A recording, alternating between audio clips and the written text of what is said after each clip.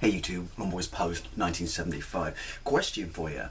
Old school console designs that you thought were ugly back in the day, or you just didn't like back in the day, that you think, upon reflection now that you look at now as an adult, you think, have aged extremely well, are kind of ahead of their time. A couple of people, after I did my 3DO pickup and some of the gameplays, sent me a PM saying, did I think it was, a really, really ugly machine?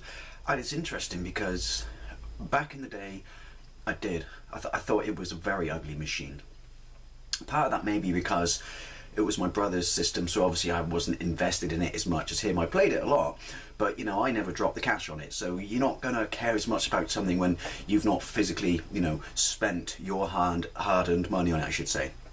Plus I had a Japanese PlayStation, and I thought that was an absolute looker. But what's really interesting about this question is because obviously your taste changes as you grow up, so you may not have got what it was about or who it was aimed at as a child, but you can as an adult.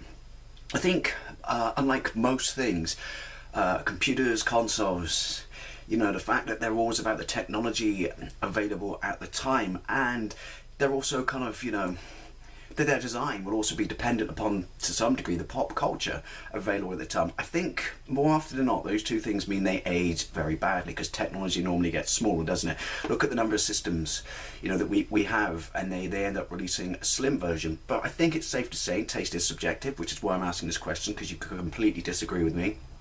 Not many consoles, if you put aside your nostalgic feelings towards them, how much you care about them as a system, or that they were that much of a part of your childhood, or you're extremely nostalgic about them, not many consoles have aged in a fashion that you could say is timeless. I mean, I think the PC Engine, another 30 years from now will still be looked at as an absolutely incredible design, but then you could say that less is more and simple lines and stuff like that.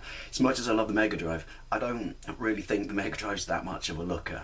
I think the Atari 2600 Junior, I think that, again, it will, many years from now, be kind of a console that you will look at and it will still be aesthetically pleasing. But yeah, it's interesting because I have to say, and not just because I've been playing it, I'm loving it, I really, really do think this is a nice looking console. Is it oversized? Probably.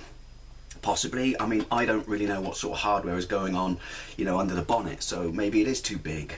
Or is it simply because, it was something different? It was marketed as a serious media device more so than it was marketed as a gaming machine. So that to me would mean they were going to aim it at the older gamer, and the price itself would dictate that it's aimed at the older gamer. I mean, because look at it, it is big, but it's such a nice simple design. Open, on.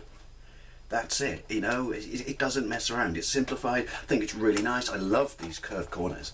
I think they're brilliant. And the more I look at it, the more I think this is a really, really nice looking console. I mean, if you look at other CD systems of the time, CDI, that's the ugly pup right there. PlayStation 1, right, that was aimed, and I love the PlayStation 1. How I spent 450 quid on mine in 1994. That was aimed at adult gamers as well, but there's no denying it's simple and it's good as it looked, or I thought it looked at the time. You look at the design now, more so the original console, there's a certain childish Fisher-Price quality to it. Do you know what I mean? That oversimplified nature. It was trying too hard to be a statement with its design. I wanted a games console. I got one. I'm not saying I didn't, but it was. But then that was Sony's, and Sony was very much do things the cool way. So I was just trying to think of other consoles. I think the Wii, many years from now, which I could also see the way it's it stands upright as a style statement, is going to probably go down as one of the best looking consoles. But the original PlayStation 3, no chance. The original Xbox 360, no. Maybe the newer 360, maybe the slimline PS3. But then, as I said, these things always come out and they're so big, and it takes a while for them to be made smaller.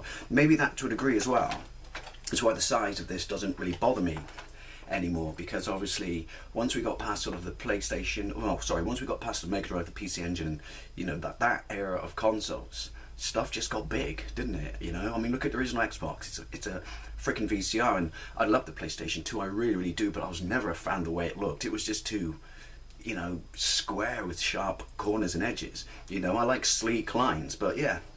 So I was wondering, it can't, just be me, but there must be a system that you just thought was the ugly pup, back in the day, but as time's gone by, it's just more and more grown on you. Now you think, well, now you get was, why it looked like it did. So yeah, I'd really like to know what you think. Thank you very much for watching, and I'll see you later.